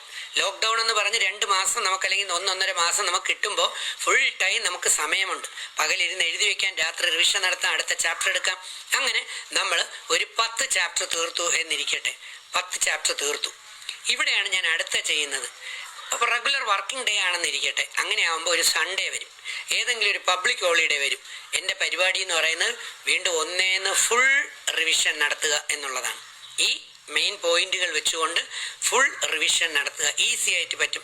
അപ്പോൾ അതിൻ്റെ ഇടയിൽ നമുക്ക് ക്ലിയർ ആവാതെ കിടക്കുന്ന ഏരിയകളിൽ കൂടുതൽ കോൺസെൻട്രേറ്റ് ചെയ്ത് അതെല്ലാം ചെയ്യുമ്പോൾ എൻ്റെ ടെക്സ്റ്റ് ബുക്കുകളിൽ പലതിലും ഞാൻ ചാപ്റ്ററുകളിൽ പല ടിക്കുകൾ ഇട്ട് വെച്ചിട്ടുണ്ട്. കാരണം ഇത്രയും റൗണ്ടുകൾ കഴിഞ്ഞു പോയിട്ടുണ്ടെന്ന്. ഞാനിത് പറയാൻ കാരണം ഞാൻ പന്തള NSSലാണ് MSc പഠിച്ചത്. പ്രീ ഡിഗ്രി MG കോളേജിലാണ്, ട്രിവാൻഡ്രം MG കോളേജിലാണ്. BSc മാർവേൻസ് കോളേജിലാണ്. മാർവേൻസ് കോളേജിൽ കഴിച്ചപ്പോഴാണ് എനിക്കൊരു മിടുക്കനാകണം എന്നൊരാഗ്രഹം തന്നെ എനിക്ക് തോന്നിയത്. കാരണം കൂടുതൽ പഠിക്കാൻ മിടുക്കരായ ഒരുപാട് കുട്ടികളുടെ എണ്ണം, അല്ലെങ്കിൽ അവിടെ മെരിറ്റ് കൂടുതലായതുകൊണ്ട് അന്ന് കൂടുതൽ മിടുക്ക കുട്ടികൾ. അപ്പോൾ ഒരു കോമ്പറ്റീറ്റീവ് സ്പിരിറ്റ് ഉണ്ടാവും. നല്ലൊരു സ്പോർട്സ്മാൻ സ്പിരിറ്റ് എപ്പോഴും നല്ലതാണ്. ചീപ്പായ കോമ്പറ്റീഷൻ നല്ലതല്ല. കൂടെയുള്ള കുട്ടികളെ നശിപ്പിച്ചുകൊണ്ടോ അവരെ ഇൻസൾട്ട് ചെയ്തുകൊണ്ടോ അവരെ പറ്റിച്ചുകൊണ്ടോ നമ്മൾ ഫസ്റ്റ് ആവുന്നതുകൊണ്ട് വലിയ ഗുണമൊന്നുമില്ല. അത് ഇന്നല്ലെങ്കിൽ നാളെ നമുക്ക് അതിൻ്റെ നെഗറ്റീവ് റിസൾട്ട് വരും. Competitive spirit. Then MSc Pandalam NSSലാണ് ഞാൻ പഠിച്ചത്. MPhil കേരള യൂണിവേഴ്സിറ്റി ആയിരുന്നു. Then B.Ed Varkala SN training college Sreenarayana കോളേജിലായിരുന്നു. BLIC ഗാന്ധി യൂണിവേഴ്സിറ്റി ലൈബ്രറിയിലായിരുന്നു. അപ്പോൾ അങ്ങനെ പലതും. ഡോക്ടറേറ്റ് കേരള യൂണിവേഴ്സിറ്റി CTCRIയിലായിരുന്നു. അങ്ങനെ PG ഡിപ്ലോമ വേദാന്ത പഠിക്കാനായിട്ട് ചിന്മയ മിഷനിലാണ് പോയത്. അങ്ങനെ പല ഇൻസ്റ്റിറ്റ്യൂട്ടുകളിൽ പഠിക്കാൻ കഴിഞ്ഞു. അപ്പോൾ ഞാൻ ഈ പറഞ്ഞു വന്നത് എന്താണെന്ന് വെച്ച് കഴിഞ്ഞാൽ, ഈ പഠിക്കാൻ മിടുക്കരായ കുട്ടികളാണ് നമ്മളോടൊപ്പം ഫ്രണ്ട്ഷിപ്പിൽ ഉള്ളതെങ്കിൽ സ്വാഭാവികം നമ്മളിത്തിരി ഉഴപ്പനാണെങ്കിൽ ഓട്ടോമാറ്റിക്കായിട്ട് പഠിക്കാനുള്ള സ്പിരിറ്റ് കൂടിപ്പോകും. അതുകൊണ്ട് എപ്പോഴും കൂട്ടുകൂടാൻ ശ്രമിക്കുമ്പോൾ നല്ല മനസ്സുള്ള കുട്ടികളോട് കൂട്ടുകൂടുക. കൂടുതൽ പഠിക്കണം, കൂടുതൽ ഉയരണം, നല്ല നിലയിൽ എത്തണം, നന്മ ഉണർത്തണം എന്ന് ആഗ്രഹിക്കുന്ന കുട്ടികൾ. അതിപ്പോൾ DRK ആർമിയിൽ ഒരുപാട് കുട്ടികൾ ഇപ്പോൾ ഈ തുടങ്ങിയിരിക്കുന്ന, അല്ലെങ്കിൽ ലോകം മുഴുവൻ തുടങ്ങിയിരിക്കുന്ന DRK ഗ്രൂപ്പുകൾ അല്ലെങ്കിൽ ഫാൻസ് അസോസിയേഷൻ, അല്ലെങ്കിൽ അതിൽ കുട്ടികളോ ചെറുപ്പക്കാരോ അല്ല, അതിനകത്ത് എൻ്റെ കണക്കനുസരിച്ച് LKG UKG കുട്ടി തൊട്ട് 90 വയസ്സുള്ള അപ്പൂപ്പനും അമ്മൂമ്മയും സഹിതമുള്ള മലയാളി സഹോദരങ്ങളിൽ ഒരു 80% പേരും മനസ്സുകൊണ്ടും ശരീരം കൊണ്ടും എല്ലാം പങ്കെടുക്കുന്നതും പ്രവർത്തിക്കുന്നതുമായിട്ടുള്ള ഒരു നന്മ നിറഞ്ഞ കൂട്ടായ്മയാണ്. എനിക്ക് തോന്നുന്നു ഇപ്പോൾ നന്മ നിറഞ്ഞു കിടക്കുകയാണ് എല്ലാവരിലും. ഇപ്പോൾ ഒരുപാട് പേര് ഇപ്പോൾ ഈ ഒരു ഇഷ്യൂ വന്നപ്പോൾ ഒരുപാട് സഹായങ്ങളിലേക്ക് ഇറങ്ങിയത്. ഇപ്പോൾ വീണ്ടും നന്മ വർദ്ധിച്ചുകൊണ്ടിരിക്കുന്നു എന്നുള്ളതിൽ വളരെ സന്തോഷമുണ്ട് എല്ലാ മേഖലയിലും. അപ്പോൾ പഠിക്കാവുന്ന പിള്ളേർ വീട്ടിലില്ല, സാറിനെ കാണാൻ. ഓക്കെ, നല്ല കാര്യം. നല്ല മനസ്സ് എങ്ങനെ അറിയും? നല്ല മനസ്സ് അറിയുക എന്ന് പറയുന്നത് അവരുടെ പ്രവൃത്തികളിലൂടെയാണ്. ഇപ്പം നിങ്ങൾ എങ്ങനെയാണ് എൻ്റെ നല്ല മനസ്സറിഞ്ഞത്? ആ 70 ദിവസത്തെ ആ പ്രവർത്തനങ്ങൾ. ഇപ്പം നമ്മൾ 17 പേരുണ്ടായിരുന്ന ബിഗ് ബോസിനകത്ത് 17 പേരും യഥാർത്ഥത്തിൽ നല്ല വ്യക്തികളാണ്. 17 പേരും ജനിച്ചത് നല്ല മനസ്സോടെയാണ്, വളർന്നത് നല്ല മനസ്സോടെയാണ്. പക്ഷെ ജീവിത സാഹചര്യങ്ങൾ പല പല വ്യക്തികളെ പല പല അനുഭവത്തിൻ്റെ തലങ്ങളിലേക്ക് എത്തിച്ചേർത്തു, പല പല അനുഭവം. അപ്പം എനിക്ക് എൻ്റെ ജീവിത സാഹചര്യങ്ങളിലൂടെ ഒരുപാട് അനുഭവങ്ങൾ കടന്നുപോയി. ഒരുപാട് എൻ്റെ ഓട്ടോബയോഗ്രഫി എഴുതി അല്ലെങ്കിൽ എന്നെക്കുറിച്ച് റിസർച്ച് ചെയ്താൽ തന്നെ 2 ഡോക്ടറേറ്റിനുള്ള സാധനം കിട്ടും. അത്രത്തോളം അനുഭവങ്ങളാണ്. ആ അനുഭവങ്ങളിൽ 18 വർഷങ്ങൾക്ക് മുമ്പുള്ള രജിത്ത് വേറൊരു രജിത്ത്, 18 വർഷം കൊണ്ടുള്ള രജിത്ത് പുതിയൊരു രജിത്ത്. ഇപ്പം ഇനി ബിഗ് ബോസ് ഷോ കഴിഞ്ഞതിന് ശേഷം എന്നോട് പലരും പറഞ്ഞു ഇനി ബിഗ് ബോസിന് ശേഷമുള്ള രജിത്ത് എന്നാണ്. കാരണം മറ്റൊരു ജീവിതത്തിൻ്റെ തലമാണ് വന്നു കയറുന്നത്. അതിനെനിക്ക് ഏഷ്യാനെറ്റിനോടും ബിഗ് ബോസിനോടും ലാലേട്ടനോടും ഒക്കെ തീരാത്ത കടപ്പാടുണ്ട്. അങ്ങനെ ഒരു പ്ലാറ്റ്ഫോം എനിക്ക് തന്നതുകൊണ്ടാണ് ആരും അറിയപ്പെടാതിരുന്ന എന്നെ 80%, 90% വരുന്ന ലോക മലയാളി സഹോദരങ്ങളുടെ ഹൃദയത്തിൽ ഒരു സ്ഥാനം ഉറപ്പിച്ചു. അപ്പം ഞാനിത് പറഞ്ഞത്, നമുക്ക് നന്മ എങ്ങനെ അറിയാമെന്ന് ചോദിച്ചാൽ വ്യക്തികളുടെ സഹകരണത്തിലൂടെ അറിയാം. വ്യക്തികൾ സഹകരിക്കുമ്പോൾ കൃത്യമായിട്ട് അറിയാം. കാരണം നന്മയുള്ള വ്യക്തികൾ മറ്റൊരാളിന് ദോഷം ഉണ്ടാകുന്ന പ്രവൃത്തികൾ ചെയ്യാൻ അത്രത്തോളം താല്പര്യപ്പെടില്ല. അത് വാക്കുകൊണ്ടായാലും പ്രവൃത്തി കൊണ്ടായാലും അവർ അന്യായം പ്രവർത്തിക്കാൻ തയ്യാറാകില്ല. കൂടാതെ അവർക്കൊരു നീതിബോധം ഉണ്ടാകും. അതെങ്ങനെ കിട്ടും ഈ നീതിബോധവും കിട്ടുന്നത് ജ്ഞാനത്തിലൂടെയാണ്. അതുകൊണ്ടാണ് ഞാൻ പലപ്പോഴും പറയാറുള്ളത്, നിങ്ങൾ അരമണിക്കൂർ സമയം, കുറച്ച് സമയം മഹാഭാരതമോ രാമായണമോ ഭഗവത്ഗീത ബൈബിളോ ഖുറാനോ ഏതാണോ ഉയർന്ന മൂല്യമുള്ള വേദഗ്രന്ഥങ്ങളും ബുക്കുകളും കൂടെ അരമണിക്കൂർ വായിക്കാൻ ശ്രമിക്കുമ്പോൾ നമ്മൾ മറ്റൊരു ഉയർന്ന ലെവലിലുള്ള കാര്യങ്ങൾ നമുക്ക് മനസ്സിലാക്കാൻ പറ്റും. അപ്പം നമുക്ക് അന്യായം ചെയ്യാനും അധർമ്മം പ്രവർത്തിക്കാനും ഒന്നും നമ്മുടെ മനസ്സ്, നമ്മുടെ ആത്മാവ്, നമ്മുടെ ഉള്ളിൽ നമുക്ക് കഴിയില്ല. നമുക്ക് സ്വയം തന്നെ തോന്നും ഞാൻ തെറ്റ് ചെയ്യാൻ പാടില്ല. അങ്ങനെ അതുകൊണ്ടാണ് നമ്മൾ അവിടെ ബിഗ് ബോസിനകത്ത് നോക്കിക്കഴിഞ്ഞാൽ കോയിൻ്റെ കോമ്പറ്റീഷൻ വന്നു, കോയിൻ കളക്ട് ചെയ്യുന്ന കോമ്പറ്റീഷൻ വന്നു, കോയിൻ പറക്കുന്ന കോമ്പറ്റീഷൻ വന്നപ്പോൾ കാർത്തിക് വന്നു അല്ലേ. കാർത്തിക് എൻ്റെ ചേട്ടൻ്റെ മകനാണ്, എൻ്റെ മകൻ തന്നെയാണ്, മകന് തുല്യനാണ് കാർത്തിക്. അപ്പോൾ തീർച്ചയായിട്ടും ആ കോയിൻ പറക്കിയപ്പോൾ ഞാൻ ഒരെണ്ണം പറഞ്ഞിരുന്നു, നിങ്ങളാരും എന്നെ സംശയിക്കേണ്ട, ഞാൻ മോഷ്ടിക്കില്ല എന്ന്. ഒരുപക്ഷെ 18 വർഷം മുമ്പ് അല്ലെങ്കിൽ ഈ വേദജ്ഞാനം എന്ന ഡിവൈൻ നോളജ് ഒന്നും ഇല്ലാത്ത വ്യക്തിയായിരുന്നു ഞാനെങ്കിൽ ചിലപ്പോൾ ഞാനും ആരുടെയെങ്കിലും കോയിൻ മോഷ്ടിച്ചു പോയേനെ. പക്ഷെ ഞാനത് മോഷ്ടിക്കാൻ തയ്യാറായില്ല, മോഷ്ടിക്കില്ല. ഞാൻ അന്യായമായി പ്രവർത്തിക്കില്ല, ആരുടെയും പരദൂഷണം പറയില്ല, ആർക്കെതിരെയും മോശം പറയില്ല. ഒരാളിനെ രക്ഷപ്പെടുത്താൻ വേണ്ടി ചിലപ്പോൾ മറ്റുള്ളവരിൽ നിന്ന് രക്ഷപ്പെടുത്താൻ അവരുടെ കാര്യങ്ങൾ ചിലപ്പോൾ പറഞ്ഞു കൊടുക്കാൻ ശ്രമിക്കാം, അതൊക്കെ ഉണ്ടാകാം. അത് അവർക്ക് താല്പര്യമില്ലെങ്കിൽ ഞാൻ അത് എടുക്കത്തില്ല, അതൊക്കെ വേറെ ഭാഗം. പക്ഷെ അന്യായവും അധർമ്മവും ഞാൻ 18 വർഷം കൊണ്ട് പ്രവർത്തിക്കുന്നില്ല, ഇനി ഒരിക്കലും പ്രവർത്തിക്കത്തുമില്ല. കാരണം എനിക്ക് വേദം എന്ന ഡിവൈൻ നോളജ്, ജ്ഞാനം, ഇത് ഗീതയും ബൈബിളും ഖുറാനും മഹാഭാരതവും ഒക്കെ ഒരു തുള്ളി അറിയാമെന്നുള്ളതുകൊണ്ട്. നിങ്ങൾക്ക് വേണമെങ്കിൽ വർദ്ധിപ്പിക്കാം, ഞാൻ നിർബന്ധിക്കത്തൊന്നുമില്ല. പക്ഷെ അത് അല്പം പഠിച്ചാൽ ഗുണം ചെയ്യും. അപ്പം നമുക്ക് അമ്മയുടെ വില എന്താണെന്ന് അറിയാൻ പറ്റും, കുന്തി മാതാവിൻ്റെ വില എന്താണെന്ന് അറിയാൻ പറ്റും, മാതാവിൻ്റെ വില എന്താണെന്ന് അറിയാൻ പറ്റും. അങ്ങനെ അതെല്ലാം നമുക്ക് മനസ്സിലാക്കാൻ പറ്റും. മാതാപിതാക്കളുടെ വില, അങ്ങനെയൊക്കെയുള്ള, അല്ലെങ്കിൽ നമുക്ക് വന്ന പ്രവാചകന്മാരുടെ നന്മ എന്തായിരുന്നു, ഇതൊക്കെ നമ്മൾ പഠിക്കും. അപ്പം അവർ നമ്മളോട് പറഞ്ഞത് എന്താണെന്നൊക്കെ മനസ്സിലാക്കും. ഇതുമെല്ലാം ഒരു തുള്ളി കൂടെ കൊണ്ടുപോവുകയാണെങ്കിൽ നമ്മുടെ കൂടെയുള്ള കൂട്ടുകാരാരാണെന്ന് നമുക്ക് മനസ്സിലാക്കാൻ പറ്റും. അവരെല്ലാം നന്മയുള്ളവരാണെങ്കിൽ നമ്മളെ ഒരിക്കലും അവർ ചതിക്കത്തില്ല എന്നുള്ളത് മറ്റൊരു. ഇല്ലെങ്കിൽ ചതി ഉണ്ടാകാൻ സാധ്യത കൂടുതലാണ്. അപ്പം ഈ പറഞ്ഞ മെയിൻ പോയിന്റ് എന്ന് പറയുന്നത് ഔട്ട്ലൈൻ സ്റ്റോറി പോലെ 5 മണിക്ക് നിർത്തും കറക്റ്റ്. ഇപ്പം 4:45 4 മുതൽ 5 മണി വരെ 1 മണിക്കൂറാണ് നിങ്ങളോട് സംവദിക്കാനും ഇതൊക്കെ പറയാനുള്ളത്. അപ്പോൾ ഈ ഔട്ട്ലൈൻ സ്റ്റോറി പോലെ മെയിൻ പോയിന്റുകൾ എഴുതി വെക്കുക, ഡെയിലി അത് റിവിഷൻ നടത്തുക. അങ്ങനെ റിവിഷൻ നടത്തിയാൽ ഞാൻ ഉറപ്പിച്ച് പറയുന്നു, ഇന്ന് മുതൽ പഠിത്തം തുടങ്ങിയാൽ പോലും നിങ്ങൾക്ക് 25 ദിവസം കൊണ്ട് ഇതുവരെ പഠിപ്പിച്ച പലതും പകുതി മുക്കാലും പഠിച്ചു തീർക്കാൻ പറ്റും. ഇന്ന് മുതൽ നിങ്ങൾ ഹാർഡ് വർക്ക് ചെയ്താൽ, ഇന്ന് മുതൽ നിങ്ങൾക്ക് വീട്ടിൽ 15 മണിക്കൂർ വർക്ക് ചെയ്യാൻ പറ്റുമെങ്കിൽ, ഇന്ന് മുതൽ നിങ്ങൾക്ക് ലോക്ക്ഡൗൺ കാലസമയം 15 മണിക്കൂർ വർക്ക് ചെയ്യാൻ, പഠനത്തിൻ്റെ വർക്ക് ചെയ്യാൻ പറ്റുമെങ്കിൽ 10 ദിവസം കൊണ്ട് 150 മണിക്കൂറാവും, 30 ദിവസം കൊണ്ട് 450 മണിക്കൂറാവും. ഈ 450 മണിക്കൂറിനെ 50, 60, 70 മണിക്കൂറുകളാക്കി ഓരോ സബ്ജക്റ്റിനും ഡിവൈഡ് ചെയ്താൽ സിസ്റ്റമാറ്റിക്കായിട്ട് നിങ്ങൾക്ക് പഠിച്ചു തീർക്കാം. നിങ്ങൾക്ക് ഇന്നലെ വരെ കിട്ടാത്ത റാങ്ക് ഇന്ന് മുതൽ തുടങ്ങിയാൽ ഉറപ്പായി കിട്ടിയിരിക്കും. മറക്കരുത്. പക്ഷേ ഞാൻ പറഞ്ഞ പോലെ റിവൈസ് ചെയ്ത് പോയിന്റ് കൂടെ കൊണ്ടുപോകണം. ഇവിടെയാണ് MBBSൻ്റെ PG entrance, MD, DM, MS ഒക്കെ എൻട്രൻസ് എഴുതാൻ പോകുമ്പം പല കുട്ടികളും കഴിഞ്ഞ 5 വർഷത്തതൊക്കെ മറിക്കാനും നോക്കാനും ഒക്കെ ഓട്ടമാണ്.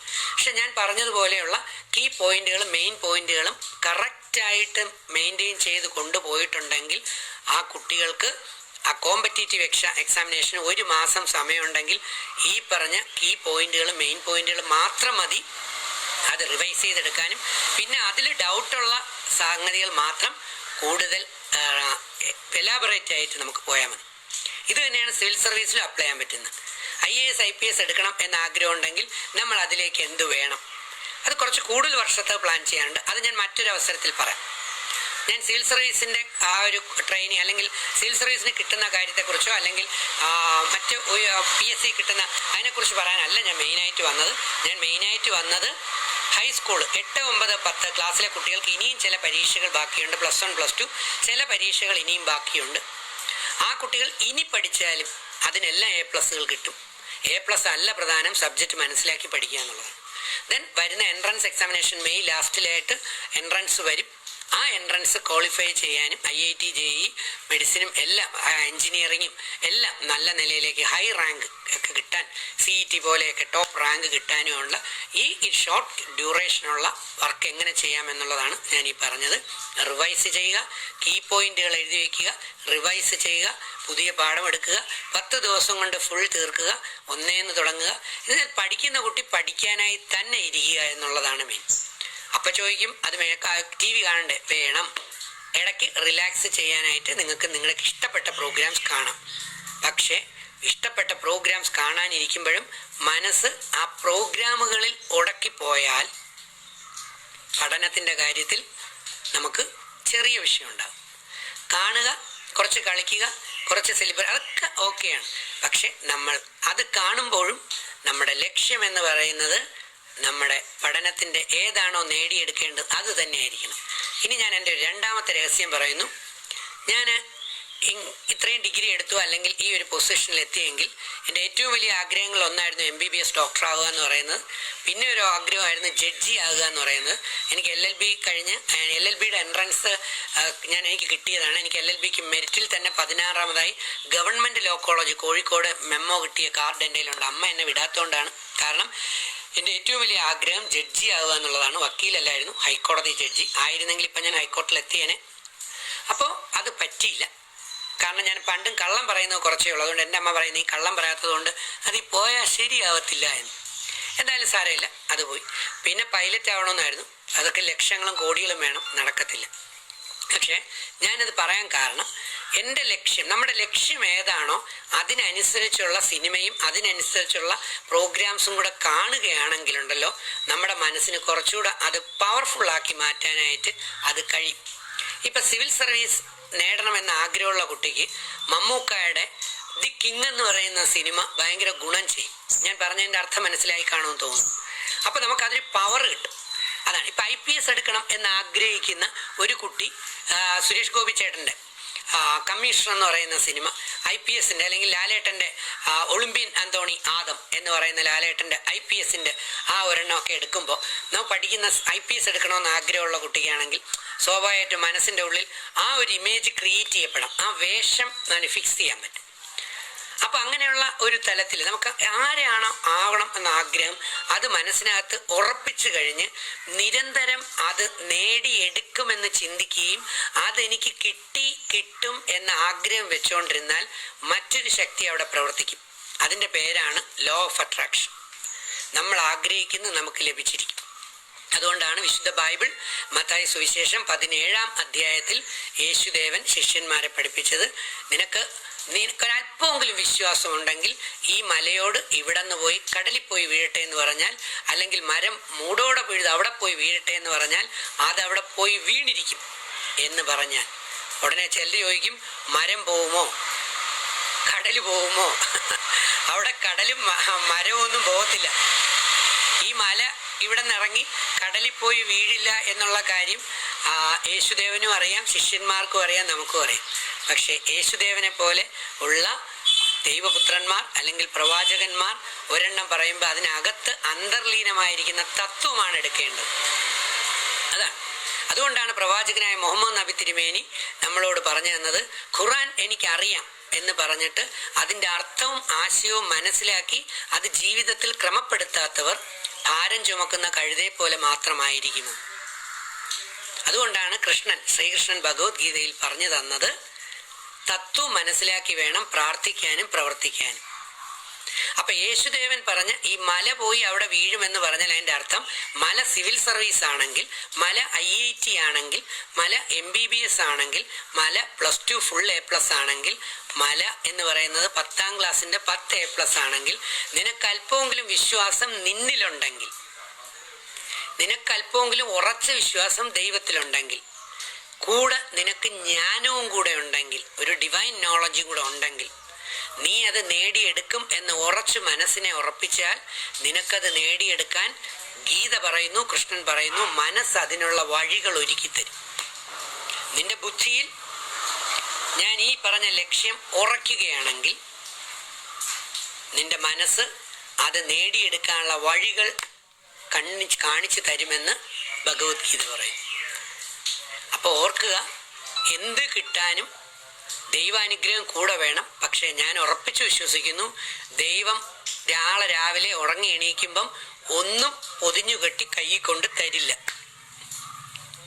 ലോട്ടറി ടിക്കറ്റ് എടുത്ത് ചിലപ്പോൾ അടിക്കുമായിരിക്കാം, അത് വളരെ കുറച്ച് പേർക്ക്. പക്ഷെ രാവിലെ ഒരു ഷർട്ടും പാൻസും ഇട്ട് ദൈവം നമ്മുടെ വീട്ടിൻ്റെ ഗേറ്റ് കടന്ന് ഇന്ന് MBBS, ഇന്ന് MD എന്ന് പറഞ്ഞു, IAS എന്ന് പറഞ്ഞൊന്നും കൊണ്ടു തരത്തില്ല. പിന്നെ എന്താ സംഭവിക്കുക? നമ്മൾ അത് നേടിയെടുക്കാനായി പരിശ്രമിക്കുകയും നമ്മളിൽ നീതിബോധവും ജ്ഞാനവും ഉണ്ടെങ്കിൽ അതിനുള്ള വേദികളും അവസരങ്ങളും വഴികളും ദൈവം തുറന്നു തരും.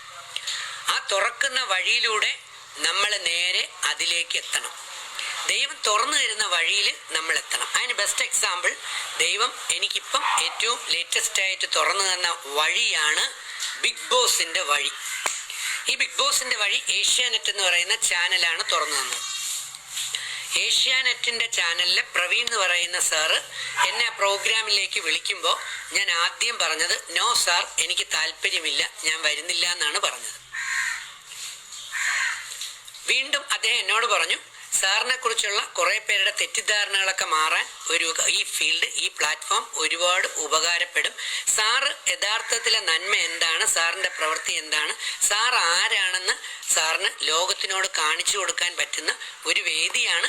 സാറിന് താല്പര്യം ഉണ്ടെങ്കിൽ 4-5 ഇൻ്റർവ്യൂകളുണ്ട്, ഈ ഇൻ്റർവ്യൂകളൊക്കെ കടക്കണം, അതിലേക്ക് സാറിന് ഇൻ്റർവ്യൂകളിൽ പങ്കെടുക്കാൻ സാറിന് വരാം. അങ്ങനെയാണ് ആലപ്പുഴ മെഡിക്കൽ കോളേജിൽ പഠിക്കുന്ന എൻ്റെ പ്രിയപ്പെട്ട ശിഷ്യയായ കശ്മീര എന്ന് പറയുന്ന കുട്ടിയോടാണ്, എൻ്റെ കുട്ടികൾ എന്നെക്കാൾ മിടുക്കരാണ്, അതുകൊണ്ട് എൻ്റെ ചില ഡൗട്ട് ഞാൻ കുട്ടികളോടാണ് ചോദിക്കുക. കശ്മീരോടാണ് ഞാൻ ചോദിച്ചത്, ഇങ്ങനെ ഒരു അവസരം വന്നിട്ടുണ്ട്, പോണോ? ആദ്യം കശ്മീര നോ പറഞ്ഞു. പക്ഷെ ഞാൻ പറഞ്ഞു, എന്നെ തെളിയിക്കാനും ഞാൻ എന്താണെന്ന് അടിസ്ഥാനപരമായി കാണിക്കാനും ഞാൻ അറിഞ്ഞ സത്യങ്ങൾ വിളിച്ചു പറയാനും ആ വേദിയിൽ പോയാൽ ഗുണമല്ലേ? അപ്പം കുട്ടി സമ്മതിച്ചു. അങ്ങനെയാണ് പോയത്. അപ്പം ദൈവം ഏഷ്യാനെറ്റിന്റെ വാതിൽ ബിഗ് ബോസിന്റെ രൂപത്തിൽ എനിക്ക് തുറന്നു തന്നു. പക്ഷെ ആ വാതിലിലൂടെ ഞാൻ നടന്ന് കയറാതെ, എനിക്ക് താല്പര്യമില്ല എന്ന് പറഞ്ഞ് കുറ്റവും പറഞ്ഞ് തോന്നിയതും പറഞ്ഞുകൊണ്ട് ഞാൻ മാറിപ്പോയിരുന്നുവെങ്കിൽ എനിക്ക് അവിടെ എത്തിച്ചേരാൻ പറ്റില്ലായിരുന്നു. എത്തിച്ചേർന്നതിന് ശേഷം പിന്നെ ഞാൻ അറിയേണ്ട ആവശ്യമില്ല, ബാക്കിയെല്ലാം ദൈവത്തിന്റെ പ്രവർത്തനങ്ങളാണ്. അപ്പൊ ദൈവത്തിന്റെ കയ്യിലെ, ഈ അദൃശ്യനായ ശക്തിയുടെ കയ്യിലെ ഒരു കരുവായി അദ്ദേഹത്തിന് പ്രവർത്തിപ്പിക്കാൻ തക്ക രീതിയിൽ നമ്മൾ നിന്നുകൊടുത്താൽ ഉറപ്പായും ദൈവിക ശക്തി എന്ന ഈ പ്രപഞ്ച ശക്തി നമ്മളെ കൊണ്ട് ഒരുപാട് നന്മകൾ ചെയ്യിപ്പിക്കുമെന്ന് എനിക്ക് ഉറപ്പുണ്ട്. പക്ഷെ നിന്നു കൊടുക്കാൻ നമ്മൾ തയ്യാറാണ്. അപ്പൊ ഇവിടെ 2 വഴിയുണ്ട്. നമുക്ക് നമ്മുടെ വഴിയെ വേണമെങ്കിലും പോകാം, ദൈവത്തിന്റെ വഴിയെ വേണമെങ്കിലും പോകാം. നമ്മുടെ വഴിയെ പോകാം, ആരും തടയില്ല. എൻ്റെ റൂൾ, എൻ്റെ ശരീരം, എൻ്റെ റൂൾസ്, എനിക്ക് ഇഷ്ടമുള്ള പോലെ പോകും. ആര് ചോദിച്ചാൽ എനിക്കെന്താ, എൻ്റെ ഇഷ്ടം, അത് ഞാൻ തോന്നിയ പോലെ പോകും. No problem. ഒരു ദൈവവും വന്ന് തടയില്ല, ഇഷ്ടം പോലെ പോകും.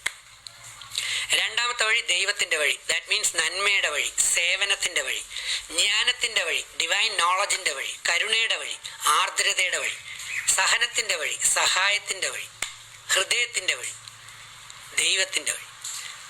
ഇന്ന് ആ വഴിയെ ഞാൻ സഞ്ചരിക്കാൻ തീരുമാനിച്ചപ്പോഴാണ് ആ വഴിയിൽ ലക്ഷക്കണക്കിന് കോടിക്കണക്കിന് സഹോദരങ്ങളെ എനിക്ക് കാണാൻ കഴിഞ്ഞത്.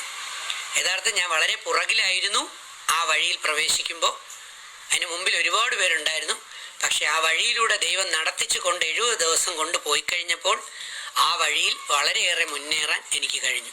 അപ്പം എനിക്ക് പറയാനുള്ളത്, ദൈവം ഒന്നും നമുക്ക് കൊണ്ട് തരില്ല, ദൈവത്തിൻ്റെ ഉള്ളത് നമ്മൾ പോയി വാങ്ങണം.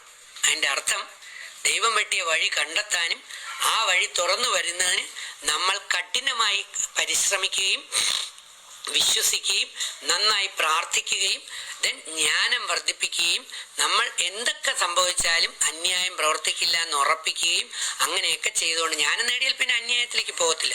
അങ്ങനെ നമ്മൾ മുമ്പോട്ട് പോവുകയാണെങ്കിൽ ഉറപ്പായും നമുക്ക് എന്ത് ചെയ്യാൻ പറ്റും? വിജയത്തിലേക്ക് എത്തിച്ചേരാൻ പറ്റും. അപ്പൊ 10A+ എടുക്കുക, ഒരു ബുദ്ധിമുട്ടുമില്ല, നിസ്സാരമാണ്. മനസ്സുണ്ടായാൽ മതി. അത് മനസ്സിലിരുന്ന് ബേൺ ചെയ്യണം. ഒരു ഇൻറ്റൻസീവ് ബേണിംഗ് ഡിസയർ എന്ന് പറയും. ആ ഇൻറ്റൻസീവ് ബേണിംഗ് ഡിസയർ നമ്മുടെ മനസ്സിലിരുന്ന് ബേൺ ചെയ്താൽ ഉറപ്പായും നമുക്കത് നേടിയെടുക്കാൻ പറ്റും. എന്തും നേടിയെടുക്കാൻ പറ്റും. എന്ത് വിജയങ്ങളും നേടിയെടുക്കാൻ പറ്റും. ഏത് പ്രായത്തിലും നേടിയെടുക്കാൻ പറ്റും. ഏത് പ്രായത്തിലും നേടിയെടുക്കാൻ പറ്റും, ഉറപ്പ്. ഇനി പ്രായമുള്ള വ്യക്തികൾക്ക് അല്ലെങ്കിൽ സീനിയേഴ്സിന് സിവിൽ സർവീസും PSC ടെസ്റ്റും ഒക്കെ നേടിയെടുക്കാനുള്ള ഒരു ചർച്ചയായിട്ട് വരാൻ പറ്റിയാൽ നോക്കാം. സമയമായി വരുന്നു. ഇപ്പം കുറേ പേർക്കറിയാം, എൻ്റെ ഒരു സഹായത്തിന് വേണ്ടി എൻ്റെ വീട്ടിൻ്റെ തന്നെ അടുത്തുള്ള B.Tech കഴിഞ്ഞ ഒരു മിടുക്കനായ പയ്യൻ എന്ന് ഞാൻ പറയില്ല, മിടുക്കനാണ്, പക്ഷെ പുള്ളിക്ക് കുറച്ച് പേടിയുണ്ട്, മനസ്സിന് കുറേ പേടിയുണ്ട്. അപ്പോൾ പേടിയില്ലാത്ത ഒരു കുട്ടിയെ സെലക്ട് ചെയ്യുന്നതിനേക്കാൾ കുറച്ച് പേടിയുള്ള ആളിനെ എടുത്ത് അവനെ പേടിയില്ലാതാക്കി സ്ട്രോങ് ആക്കി മാറ്റിയെടുത്താൽ അതും എനിക്കൊരു പ്ലസ് പോയിന്റ് ആണല്ലോ എന്ന് വെച്ചിട്ട് ഞാൻ ഒരാളിനെ നിങ്ങൾക്ക് പരിചയപ്പെടുത്താം. ജിതേഷ്, ബാ. ഇതാണ് ജിതേഷ്. ഇദ്ദേഹമാണ് എൻ്റെ കമ്പ്യൂട്ടർ അല്ലെങ്കിൽ മൊബൈൽ ഇതൊക്കെ ഓപ്പറേറ്റ് ചെയ്ത് തരുന്ന B.Tech കഴിഞ്ഞ കുട്ടിയാണ്, മിടുക്കനാണ്. പല അഡ്മിന്മാരും പല ഗ്രൂപ്പിലെ ആൾക്കാരും ഒക്കെ ജിതേഷ് ജിതേഷ് എന്ന് കേൾക്കും. ഇതാണ് ജിതേഷ്. അപ്പോൾ എൻ്റെ ഒരു അസിസ്റ്റൻ്റ്, അദ്ദേഹം അടുത്ത് തന്നെയാണ് താമസിക്കുന്നത്. അദ്ദേഹത്തിൻ്റെ അമ്മയുടെ പ്രത്യേകത എന്ന് പറഞ്ഞാൽ ഉഗ്രം മീൻകറി വയ്ക്കുന്നത്. കഴിച്ചു കഴിഞ്ഞാൽ നാക്ക് വരെ ഇറങ്ങിപ്പോവും. ഒരുപക്ഷെ ആ വീട്ടിൽ പോയി കഴിച്ചതുകൊണ്ടാകും ജിതേഷിനെ എനിക്ക് ക്ഷണിച്ചുകൊണ്ട് വരേണ്ടി വന്നത്. ഓക്കെ ജിതേഷ്. അപ്പോൾ ജിതേഷിന് പേടിയാണ്. ജിതേഷിനുള്ള സംഭവം കുറച്ച് പേടിയാണ്. പേടി മാറാൻ പേടിയെ നമ്മൾ നേരിടുക തന്നെ വേണം. എന്താണോ നമുക്ക് പേടി, ആ പേടിയെ നമ്മൾ നേരിടുക. പേടിയിൽ നിന്ന് നമ്മൾ ഓടിപ്പോവാൻ നോക്കിയാൽ അങ്ങനെ തന്നെ നമ്മൾ പേടിയിലിരിക്കും. എനിക്ക് ആദ്യം പരീക്ഷ എഴുതാൻ പേടിയായിരുന്നു. ഏകദേശം 125ഓളം യൂണിവേഴ്സിറ്റി പരീക്ഷാ പേപ്പറുകൾ ഞാൻ എഴുതിയിട്ടുണ്ടാകും. ഓരോ പേപ്പർ, ഓരോന്നിനും നമുക്ക് 8 പേപ്പർ 10 പേപ്പർ എന്ന് പറഞ്ഞാൽ ഇങ്ങനെ പലതിനും കുറേ പേപ്പറുകളുണ്ടല്ലോ. അപ്പോൾ ഏകദേശം 125ഓളം, 100-ലധികം 125ഓളം യൂണിവേഴ്സിറ്റി പരീക്ഷാ പേപ്പറുകൾ, പരീക്ഷാ ദിവസങ്ങൾ, യൂണിവേഴ്സിറ്റി പരീക്ഷകൾ എഴുതി. അങ്ങനെ എഴുതിയ പ്രാക്ടീസ്. അതാണ് ഗീതാ തത്വം പറയുന്നത്. എന്താണോ ബുദ്ധിയിൽ ഉറയ്ക്കുന്നത്, നിങ്ങളുടെ ബുദ്ധിയിൽ ഉറയ്ക്കുന്നത് IIT ആണെങ്കിൽ, നിങ്ങളുടെ ബുദ്ധിയിൽ ഉറയ്ക്കുന്നത് ജഡ്ജി ആണെങ്കിൽ, നിങ്ങളുടെ ബുദ്ധിയിൽ ഉറയ്ക്കുന്നത് നന്മയുള്ള ഒരു മനുഷ്യനാണെങ്കിൽ, ദെൻ അതിലേക്ക് എത്തിച്ചേരാൻ മനസ്സ് വഴി തുറന്നു തരും. പക്ഷെ ഓർക്കുക, ആ സമയം നമ്മളെ വഴിതെറ്റിപ്പിക്കാൻ കുറച്ച് പ്രലോഭകർ നമുക്ക് ചുറ്റും ഉണ്ടാകും. ഏതിനെ പോലെ എന്ന് പറഞ്ഞാൽ യേശുദേവനെ പരീക്ഷിക്കാൻ പിശാച് വന്നതുപോലെ കുറച്ച് പ്രലോഭകർ എപ്പോഴും നമ്മുടെ ചുറ്റും ഉണ്ടാകും. ഒരുപാട് പേരുണ്ടാകില്ല, വളരെ കുറച്ച് പേരെ ഉണ്ടാകൂ. കുറച്ച് പേർ പ്രലോഭകരായിട്ട് നമ്മുടെ ഇടയിൽ ഉണ്ടാകും. ഈ പ്രലോഭകരെ നമ്മൾ തിരിച്ചറിയണം. പ്രലോഭനം പല രീതിയിൽ വരാം കേട്ടോ, അതിലോട്ട് ഞാൻ ഇപ്പം കടക്കുന്നില്ല, അത് പിന്നെ ഒരു അവസരത്തിൽ. എനിവേ, ഈ ലക്ഷ്യം നേടാൻ ഇനി കുറച്ച് ദിവസം മാത്രമേ ഉള്ളൂ. ഇത് ഞാനിപ്പോൾ പറയാൻ കാരണം തന്നെ DRK ആർമിയിൽ കഴക്കൂട്ടത്തുനിന്നുള്ള ഒരു സീനിയറായിട്ടുള്ള നഴ്സുണ്ട്, സുധ അല്ലേ, സുധയല്ലേ, സുധ ജോണി. ഞാൻ ആക്ച്വലി ഇത് വരാനിരുന്നതല്ല, ഈ ലൈവിൽ വരാനിരുന്നതല്ല. സംസ്ഥാനത്തിൽ മെയിനായിട്ടുള്ള DRK ആർമികളിൽ കുറേ പേരുണ്ട്, കുറേ വ്യക്തികളെ എനിക്കിഷ്ടമാണ്. അതിൽ എൻ്റെ കൂടെയുള്ള ഷിയാസ് കരീം എന്ന് പറയുന്ന എനിക്ക് വളരെ ഇഷ്ടപ്പെട്ട ഒരു പയ്യനാണ്. വളരെ മിടുക്കനാണ്, സ്മാർട്ടാണ്. ഇന്നലെ രാത്രി വിളിച്ചിരുന്നു. അതുപോലെ പരീക്കുട്ടി എന്ന് പറയുന്നത് ആദ്യമൊക്കെ കുറച്ച് നമ്മുടെ ബിഗ് ബോസിൽ കുറച്ച് അവർ മറ്റ് വഴിയിൽ പോയെങ്കിലും പിന്നെ ഒരാഴ്ച കഴിഞ്ഞപ്പം പരീക്കുട്ടി എന്നെ അറിഞ്ഞു, അത് മനസ്സിലാക്കി. നല്ല മനസ്സുള്ള പയ്യനാണ്. എയർപോർട്ടിൽ വന്നപ്പോഴും പരീക്കുട്ടി സ്വയം എന്നെ പിക്ക് ചെയ്ത് കൊണ്ടുപോകാൻ വേണ്ടി ഒറ്റയ്ക്ക് വന്നതാണ്. ആൾ കണ്ടിട്ട് പരീക്കുട്ടി എന്നെ ബോധം കെട്ടുപോയി എന്നാണ്. പക്ഷേ പരീക്കുട്ടിയും പാവം ആ കേസിലൊക്കെ പെട്ടുപോയി. അത് ദൈവം നോക്കിക്കൊള്ളും. നന്മയുള്ള നേതാക്കളും ഗവൺമെൻറ്റും അല്ലെങ്കിൽ പോലീസും ഒക്കെ നോക്കിക്കൊള്ളും. നന്മയുള്ള ധാരാളം പേരുണ്ട്. അപ്പോൾ പരീക്കുട്ടി ഇന്നലെ വിളിച്ച് അത് പറഞ്ഞു. അപ്പം ഈ പരീക്കുട്ടി അതിനുശേഷം പരീക്കുട്ടി എന്നോട് ഭയങ്കര സ്നേഹമാണ് പരീക്കുട്ടി. പക്ഷേ പരീക്കുട്ടിക്ക് എന്നോടുള്ള സ്നേഹം തുടങ്ങിയപ്പോൾ പരീക്കുട്ടി ഔട്ടായിപ്പോയി. കാരണം പരീക്കുട്ടിക്ക് എന്നോടൊപ്പം നിൽക്കാനോ എനിക്ക് പരീക്കുട്ടിയോടൊപ്പം കൂടാനോ ഭാഗ്യം കിട്ടിയില്ല. ഈ ചിലരുടെ അവസ്ഥ ഇങ്ങനെയാണ്. സമയം എല്ലാം ആയി വരുമ്പോൾ ആൾ കാഞ്ഞു പോവും, അല്ലെങ്കിൽ അവസരം നഷ്ടപ്പെട്ടു പോവും, അല്ലെങ്കിൽ സമയം കഴിഞ്ഞു പോയിരിക്കും. മക്കളെ എല്ലാം റെഡിയായി വരുമ്പോൾ സമയം കഴിഞ്ഞു പോയിരിക്കും. അപ്പം അതുകൊണ്ടാണ് പറയുന്നത്, നമ്മൾ എന്തിനും നേരത്തെ തയ്യാറെടുക്കണം, അതിനനുസരിച്ച് പ്രവർത്തിക്കണം. നേരത്തെ നമ്മൾ ഹാർഡ് വർക്ക് ചെയ്താൽ ചിലപ്പോൾ സമയം ദൈവം നേരത്തെ തന്നെ റെഡിയാക്കി തരും. കാരണം പരീക്കുട്ടിയുടെ പുറകെ തന്നെ സിഗരറ്റ് വലിക്കുന്നതിനൊക്കെ അറിയാമല്ലോ, ഞാൻ നോ പറഞ്ഞ് തീപ്പെട്ടി ഇഷ്യൂ വരെ ഞാൻ ബ്ലോക്ക് ചെയ്യിപ്പിച്ചതാണ്. പക്ഷെ അപ്പോഴൊന്നും പലരും അത് മനസ്സിലാക്കാൻ തയ്യാറായില്ല. പക്ഷെ ഇപ്പോൾ പരീക്കുട്ടി എന്നോട് ഭയങ്കര സ്നേഹമാണ്. പരീക്കുട്ടിയാണ് ആദ്യമായിട്ട് അനൗൺസ് ചെയ്തത് ലാലേട്ടനോട്, എൻ്റെ മുമ്പ് വെച്ചിട്ട് എല്ലാവരോടും. അത് കണ്ടതാണ്. അപ്പോൾ പരീക്കുട്ടിയുണ്ട്, പിന്നെ ഒരുപാട് എന്നെ സ്നേഹിക്കുന്ന സുഹൃത്തുക്കളുണ്ട്. ഇപ്പോൾ ഒരുപാട് പ്രവർത്തിക്കുന്നവരുണ്ട്. കോട്ടയത്ത് വിപിൻ മോഹൻ, എനിക്ക് ഒരുപാട് പേരുടെ പേരറിയില്ല, എൻ്റെ തലയിൽ പേര് നിൽക്കില്ല. ഞാൻ ബിഗ് ബോസിൽ പറഞ്ഞിട്ടുണ്ട്, ഞാൻ പഠിപ്പിക്കുന്ന പല കുട്ടികളുടെയും പേര് ഓർമ്മയുണ്ടാവില്ല. പിന്നെ എറണാകുളത്ത് നിന്ന് സൂര്യ എന്ന് പറഞ്ഞ ഒരു പയ്യനുണ്ട്, കൊല്ലത്ത് രാജീവ് എന്ന് പറഞ്ഞ പയ്യനുണ്ട്, പിന്നെ അമലുണ്ട്, ഗോകുലുണ്ട്, അങ്ങനെ ഒരുപാട്, അമൽ അമ്പലത്ര, ഒരു പല പേര് ഞാൻ പഠിച്ചു വരുന്നേ ഉള്ളൂ. പിന്നെ എന്താ കോഴിക്കോട് ജൂലിയ അല്ലേ, ജൂലിയാന, അങ്ങനെ ജൂലിയാനയുണ്ട്. അതിലിപ്പോൾ ഞാൻ പറഞ്ഞു വന്നത്, കഴക്കൂട്ടത്തുള്ള ഒരു ഹോസ്പിറ്റലിലെ സിസ്റ്ററാണ്, general hospital, government general hospital, Trivandrum government general ഹോസ്പിറ്റലിലൊക്കെ വർക്ക് ചെയ്ത് സീനിയർ ആയിട്ടുള്ള ഒരു സിസ്റ്ററാണ്. നല്ല സാമൂഹ്യ പ്രവർത്തന മനസ്സുള്ള സിസ്റ്ററാണ്. കഴിഞ്ഞ ദിവസം എന്നോട് പറഞ്ഞ, സാർ ഈ സമയത്ത് സാറിന് കുട്ടികൾക്ക് ഒരു ലൈവ് പോയാൽ പരീക്ഷ എഴുതാൻ പോകുന്ന ഹൈസ്കൂളിലെ കുട്ടികൾക്ക്, പ്ലസ് ടു കുട്ടികൾക്ക് കുറച്ചൊരു പ്രചോദനമായിരിക്കും, പഠിക്കേണ്ട ഒരു ടിപ്സും കൂടെ കുറച്ച് ദിവസം കൊണ്ടുള്ളത് പറഞ്ഞു കൊടുക്കാനും കൂടെ പറഞ്ഞു. അങ്ങനെ അതുകൊണ്ടാണ് ഞാൻ ഇങ്ങനെയൊന്ന് വരാനുള്ള കാരണം. നന്ദിയോടെ ഞാൻ അവരെയൊക്കെ ഓർക്കുന്നു. ചില പേര് ചിലപ്പോൾ വിട്ടുപോകും, എൻ്റെ പ്രോബ്ലമാണ്, അതൊക്കെ എൻ്റെ പ്രോബ്ലമാണ്. കാരണം ഓർമ്മയിൽ നിൽക്കില്ല. എന്നാൽ ബൈബിളും ഖുർആനും ഗീതയൊന്നും എനിക്ക് വിട്ടുപോകത്തില്ല, പക്ഷേ വ്യക്തികളുടെ പേര് വിട്ടുപോകും. അതുകൊണ്ട് ആരെങ്കിലും പേര് വിട്ടാൽ സോറി, ഞാൻ വീണ്ടും ഓർക്കും. അപ്പോൾ പുതിയൊരു പരിപാടിയുമായി ഞാൻ വരുന്നുണ്ട്. പഠിക്കാൻ സമൂഹത്തിൽ മിടുക്കരായ, ഏറ്റവും മിടുക്കരായ, എന്നാൽ സാമ്പത്തിക സഹായം ഇല്ലാത്ത, 10ാം ക്ലാസ്സിൽ ഏറ്റവും ഹയസ്റ്റ് മാർക്ക് വാങ്ങിക്കുന്ന ഒരു ക്ലൂ ഞാൻ തരികയാണ്. +1 പഠിക്കാൻ അഡ്മിഷൻ കിട്ടുന്ന സിംഗിൾ പാരൻ്റ് ചൈൽഡ്. ഞാൻ അങ്ങനെയാണ് വളർന്നു കയറിയെന്ന്. ഞാൻ അമ്മ വളർത്തിയ മകനാണ്. അപ്പോൾ അമ്മ ഓർ അച്ഛൻ, അതിന് ഡീറ്റെയിൽസ് ഞാൻ അറിയിക്കും. അങ്ങനെയുള്ള അതിൽ ഏറ്റവും